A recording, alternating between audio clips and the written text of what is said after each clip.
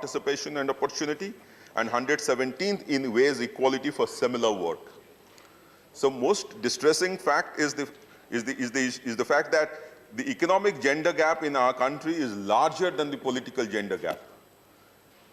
Women are paid most unequally in India compared to men when it comes to hourly wages for labor. On an average, women are paid 34% less than men, a report by the International Labour Organization says. So many researchers also said that one of the main issues here is the cultural norms, where the woman is projected as the primary caregiver, the person who raises the family, even if she has attained the position of a doctor or a lawyer or a head of state. The fact that stereotyping remains. Many of the factors causing this pay gap has, of course, declined over the years, but this stereotype remains. And what is popularly called as motherhood penalty, and many studies have said that this motherhood penalty results in loss of about 20% in the income of women. So two countries I would like to point out. Rwanda. Now this is one country where 30% of representatives of all government, at all levels of government, are women.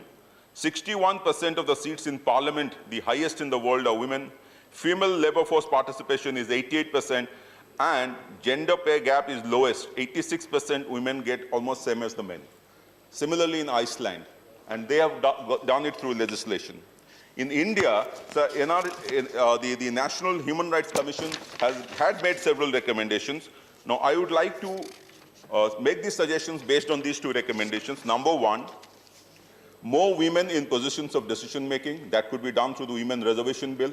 And number two, and very important, is the changing the expectation that women should be the ones to raise children, and how it could be done through obligatory paternity leave for fathers. It should be made compulsory for parents, both the parents, to take leave. And I think by doing that, the women and the men would be put in the same position and the gender gap would decrease. Thank you so much. Thank you, Patnaik ji.